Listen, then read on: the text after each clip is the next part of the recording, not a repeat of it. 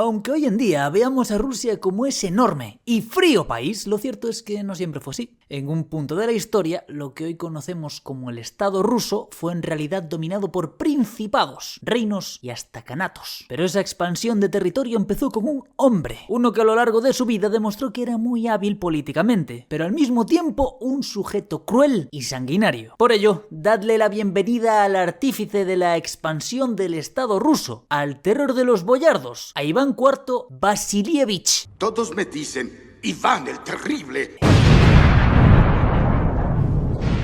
¿Pero qué tan terrible pudo ser? De seguro solo eran habladurías. Pues bien, solo para apaciguar vuestras dudas os voy a dejar en orden alfabético algunas de las víctimas que Iván se mandó a despachar a lo largo de todo su zarato y los métodos utilizados. Adachev Alexei Feodorovich, exoficial y ex voivoda, encarcelado en Dorpat en 1560. Murió de hipotermia en su celda 2 meses después. Adachev Daniel Fedorovich, hermano del anterior, héroe militar y ejecutado en el 1560 junto con su hijo de 12 años. Alexandra, novicia y viuda del gran príncipe Yuri Vasilievich de Moscovia, hermano sordomudo de Iván IV, ahogado en Bielozersk en 1581. Basmanov Fedor, obligado a matar a su padre, encarcelado en junio de 1570 y luego, a su vez, ejecutado por parricida. ¡Qué la casualidad! Olmelius Eliseo, médico del zar y proveedor de venenos, en 1581, fue sentado sobre un potro de tortura donde se le desencajaron las piernas, azotado y lacerado con un látigo de tiras de hierro antes de ser rustido como un pollo. Devuelto a su celda, murió enseguida de sus graves quemaduras. Sheremetyev Iván, gran voivoda, terror de los tártaros de Crimea, encarcelado y torturado en el 1560. Sheremetyev Nikita, hermano del anterior, varias veces herido en las campañas militares, pacificador de Kazán y muerto por estrangulación en el 1560. Chuisky Alexander, príncipe, héroe de la conquista de Kazán y gobernador de la misma ciudad, decapitado con un hacha. El 4 de febrero de 1565, su hijo Piotr Alexandrovich Chuisky, con 17 años, recogió su cabeza para besarla antes de sufrir el mismo destino.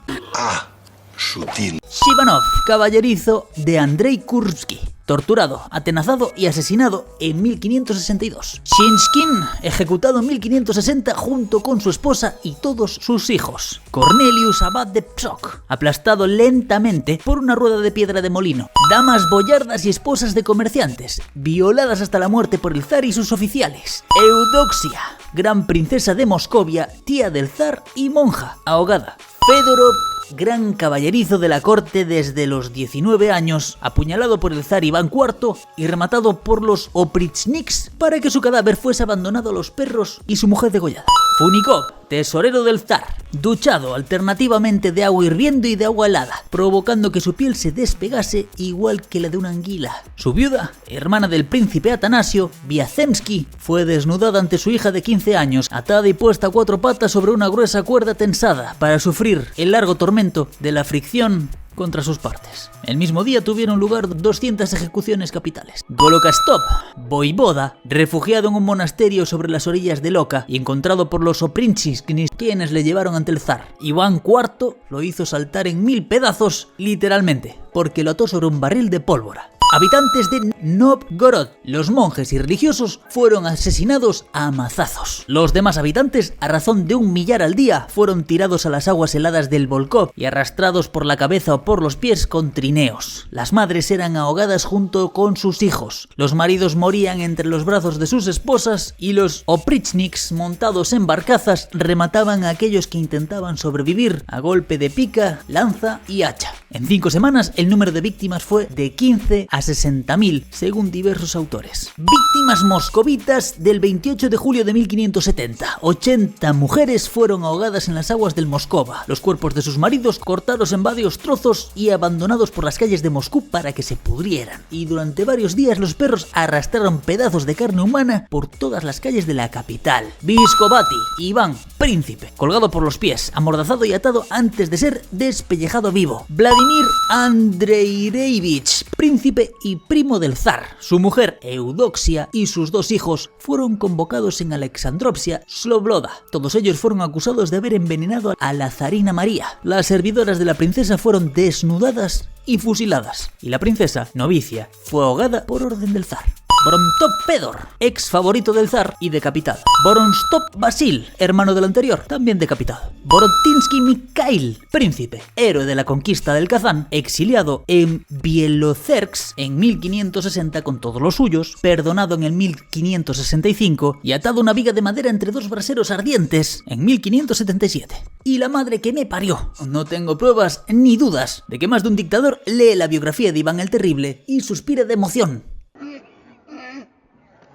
Sigo. Por cierto, este vídeo no lo veáis tomando un chupito cada vez que yo digo boyardos porque vais a acabar muy mal. Si ya saben cómo me pongo, ¿para qué me invitan? Nace, según datan las fuentes, el 25 de agosto del 1530 en lo que era el Principado de Moscú o el Principado de Moscovia. El bueno de Iván era hijo del gran príncipe Basilio III y su segunda esposa, Elena Vasilievna Glinskaya, de quien se dice tenía sangre vikinga y mongola en sus venas. De ser cierto esto, bueno, hay que decir que tenía unos genes bastante propensos a la violencia.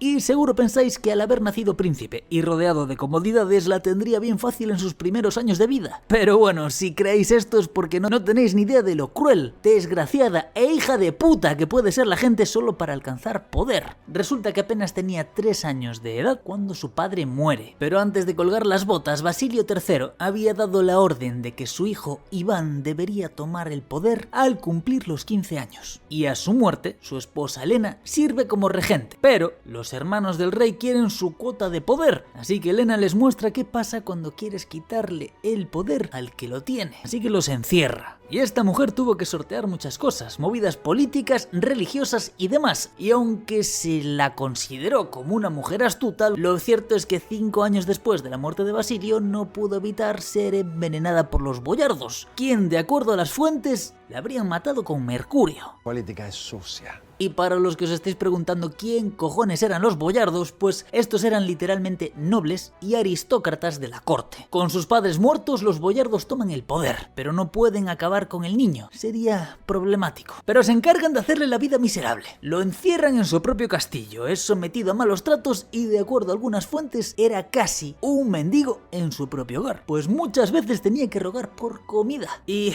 lo que la vida me ha enseñado es que cuando este tipo de cosas se le hacen a una persona hay 2 opciones. O despierta su temor o despierta su desprecio. Y los boyardos consiguieron despertar el desprecio de Iván, que veía claramente que a estos nobles, o al menos a la mayoría, le importaba una mierda su bienestar. Lo único bueno que tenía para esos años era la compañía de su hermano Yuri, el cual había sido tocado por los ángeles. Y asumo que lo tocaron con mucha fuerza porque Yuri tenía problemas mentales. Es decir, su Windows mental no corría bien. Aunque algunas teorías dicen que no tenía problemas mentales, sino que era sordomudo. Las teorías no son conclusivas, aunque la mayoría de las fuentes apuntan a la primera. Sin embargo, a lo largo de su vida, Iván le tuvo un profundo aprecio a su hermano. Ojo, durante su infancia, y con su odio activo hacia los boyardos, este empezó a ejercer su carisma, ganando adeptos entre los mismos boyardos, solo que los neutrales, y ya para los 13 años tenía una cantidad de seguidores bastante considerable. Eran tan considerables que no tuvo problemas en hacer capturar a Andrei Shuisky, miembro de la familia boyarda Shuisky, que de acuerdo a las fuentes habrían sido partícipes de la muerte de la madre de Iván.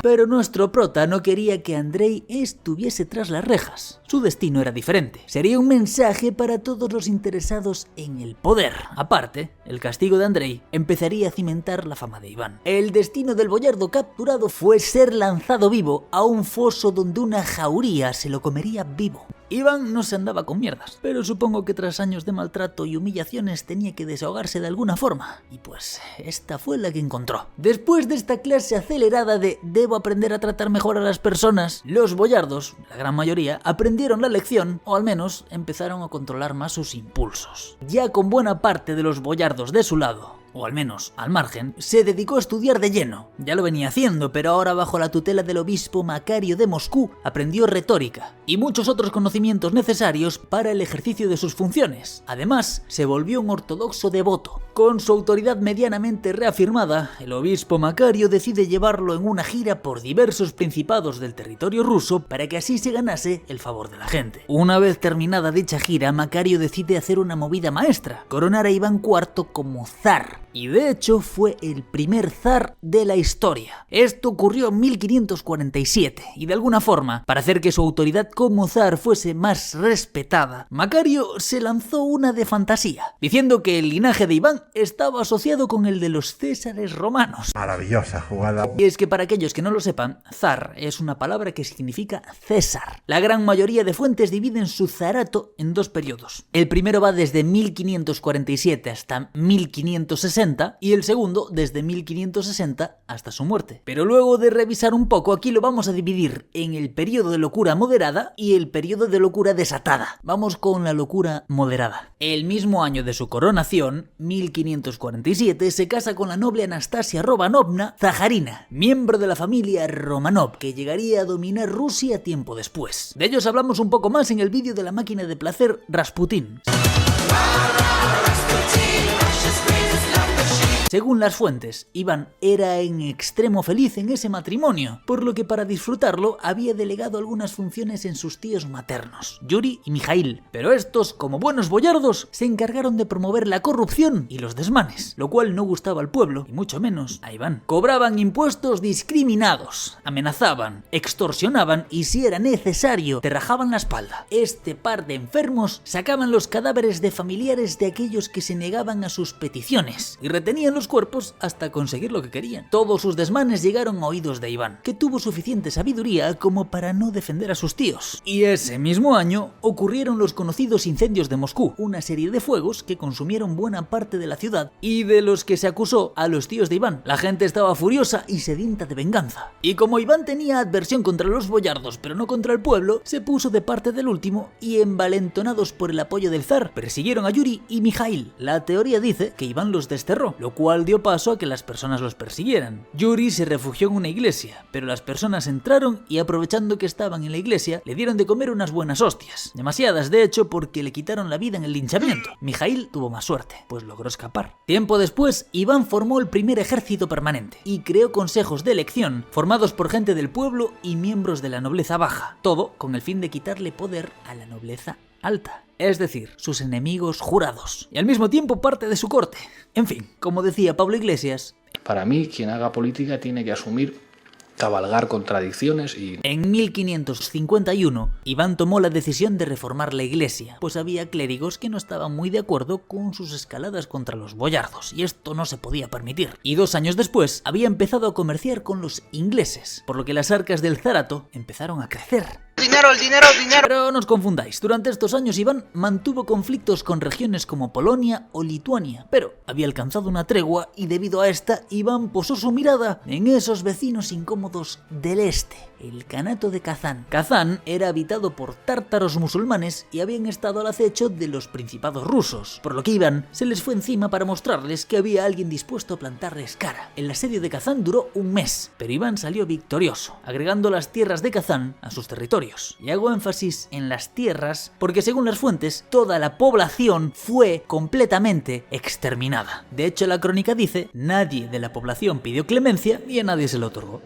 Pero bueno, esto es lo que dice la crónica, ya que algunos datos dicen que tomaron unos 190.000 prisioneros. Sí, seguimos en locura moderada, calma. De todas formas, lo importante es que Kazán cayó, y un poco más tarde se sumó la caída del Kanato de Astracán. Esto sumó más de 1 millón de kilómetros cuadrados en tierras, y aparte subió el ánimo de la población, ya que durante 3 siglos el principado moscovita había sido vasallo o atacado por los tártaros. Fue después de estas enormes conquistas que se le empezó a llamar Iván el Terrible, y seguro que pensáis que fue por sus desmanes en la guerra, pero lo cierto es que nunca estuvo en el campo de batalla. Ordenaba y formulaba junto con sus generales las estrategias y él esperaba.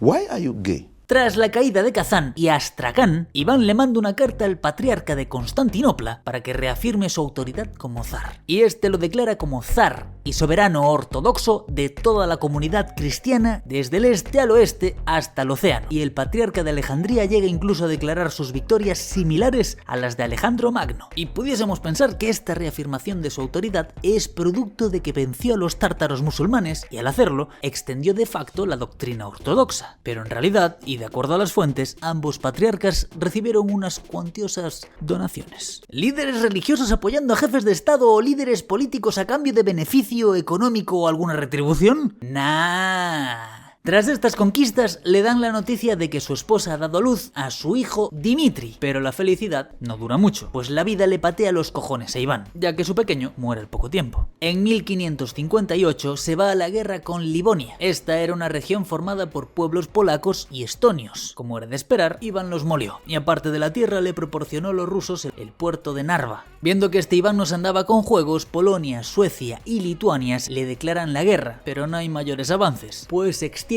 hasta 1583, aunque la vida le tenía reservada otra patada a Iván, pues su amada esposa Anastasia muere en 1560. La muerte de esta es bastante debatida, algunos dicen que falleció por enfermedad y otros que los boyardos hicieron de las suyas y la envenenaron. Y es que tras su muerte se encontró plomo y mercurio en sus huesos, y tal vez catalizado por esto, es aquí donde empieza su segundo periodo, el periodo de locura desatada. Al morir su esposa, este manejaba la posibilidad de que los boyardos la hubiesen envenenado como años atrás lo habrían hecho con su madre, por lo que se volvió mucho más desconfiado. Y empezó a hacer honor a su apodo de Terrible, cometiendo actos bastante barbáricos contra familias boyardas. Decapitaciones, torturas, expropiación de bienes y hasta empalamientos. Y según las crónicas, hacía bosques con los cuerpos empalados de sus víctimas. ¡Ja! En tu cara, Vlad Tepes. Pero ojo, que su esposa haya muerto no evitó que este se casase de nuevo. De hecho, tuvo 7 esposas más. De esas 7, solo la difunta Anastasia y su última esposa le dieron hijos: Iván y Teodoro por parte de Anastasia y Dimitri por la última de sus consortes llamada María Nagaya. Otro detalle es que empezó a incentivar a la población rusa para avanzar lo más cerca posible del Kanato de Siberia, que décadas después terminaría en manos de los rusos. La mayoría de las fuentes dicen que tras la muerte de su esposa, este cayó en una espiral de paranoia, violencia y mucho recelo, no solo por la muerte de esta, sino que en 1553 habría sufrido una enfermedad que casi lo manda al barrio de los difuntos, pero cuando creía que estaba por colgar las botas, le pidió a los boyardos jurar lealtad a su hijo mayor, y estos lo mandaron a tomar por culo. Para la desgracia de estos, Iván se recuperó, y ya os podréis imaginar lo que le pasó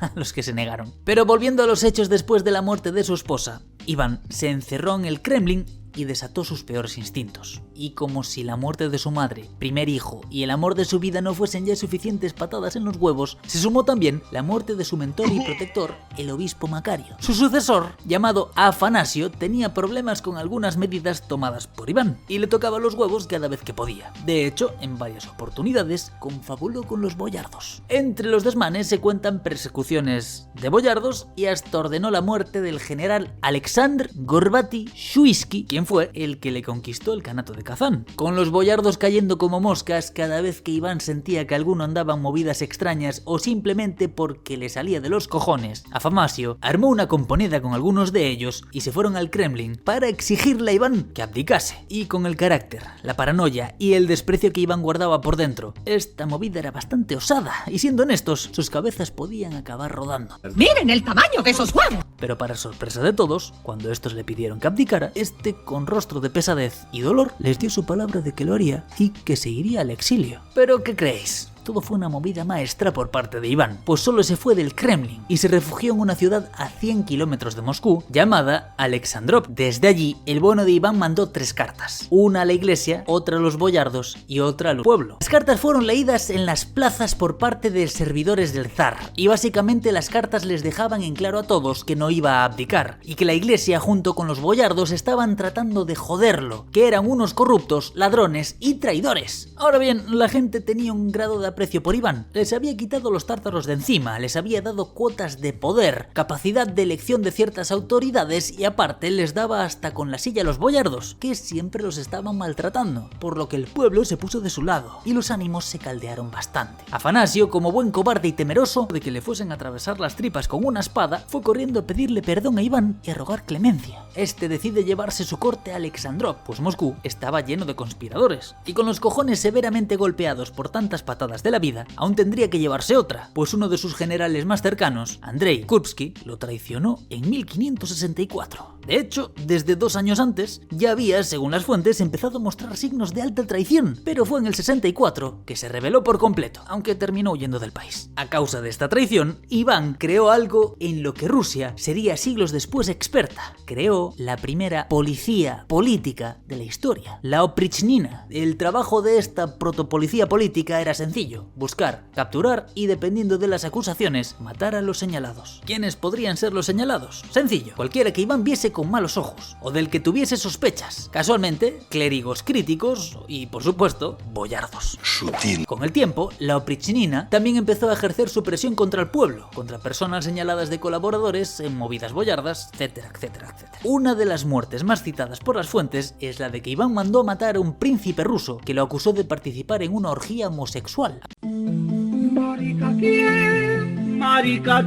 Acusación que le costó la vida. Durante todo este tiempo estuvo inmerso en conflictos: lucha contra el Kanato de Crimea, el ataque de Novgorod y los conflictos con Lituania. Los tártaros avanzaron tanto que obligaron a Iván a refugiarse en Londres, y hasta llegó a pedirle matrimonio a la reina Isabel I, pero fue rechazado. La decepción.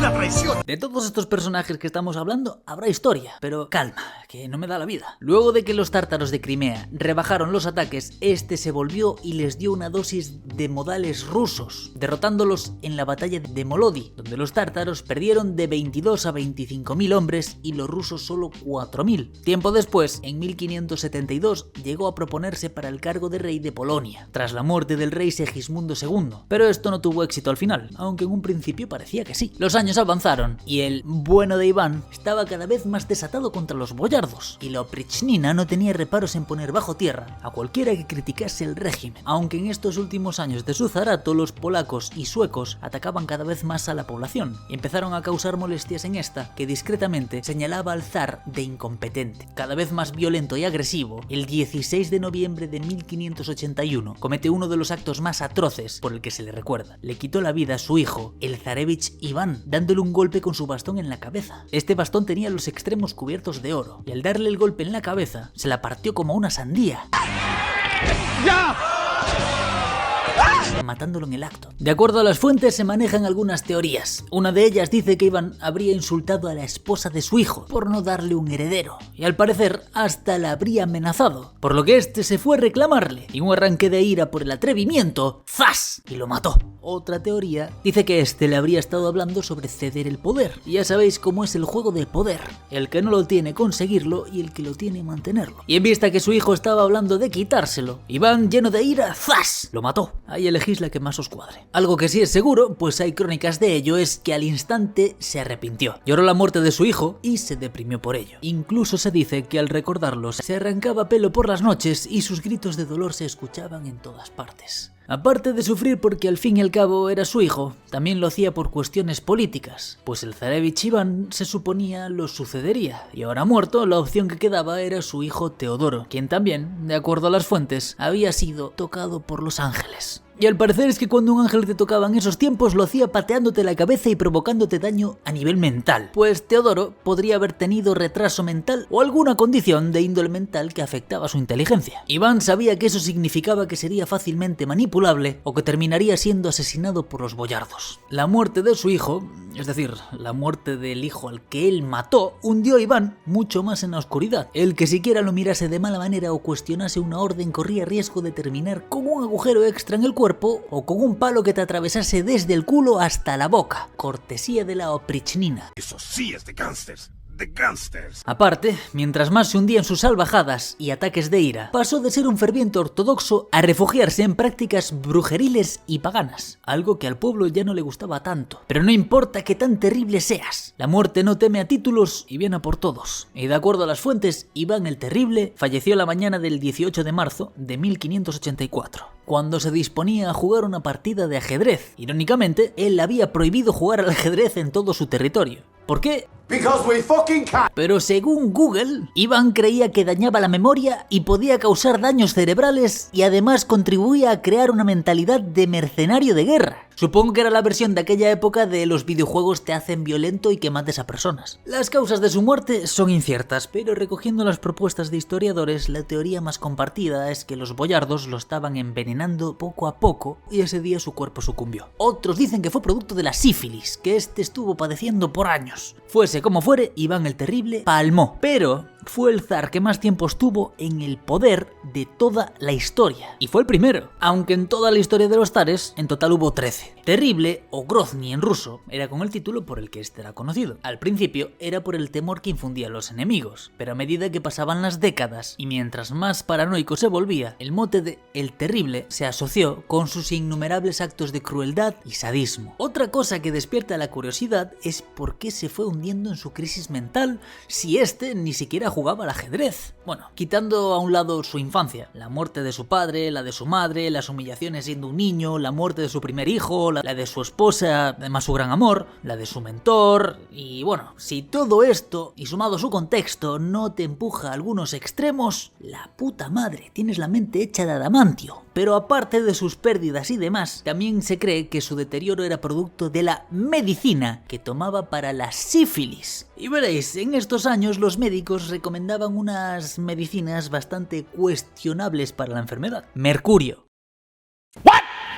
Sí, así es. En esa época no solo se ignoraban los efectos y daños que este elemento tiene en el cerebro de las personas, los cuales podrían haber agravado sus cambios de ánimo, sino que se usaba como medicina. Aunque por lo general se asocia su nombre con las atrocidades que cometió, también hay que dejar claro que fue el primero en extender el territorio ruso y convertir un pequeño principado en una potencia naciente, que apenas un siglo y poco más después sería un enorme imperio. ¡Oh, pero acabó con mucha gente! ¡Sus manos están manchadas de sangre! Sí, obviamente, pero esto es un canal de historia. ¿Qué coño te esperas encontrar? Si la historia se escribe con tinta y sangre. E Iván el Terrible fue bueno para escribirla con ambas. Su historia deja muchas enseñanzas. Que tengas cuidado a quien humillas, pues la vida da muchas vueltas y no sabes cómo esto puede acabar en un futuro. Que es mejor que los ángeles no te toquen y que si tu padre tiene un bastón, mejor no discutas con él. Gracias por estar ahí, gente.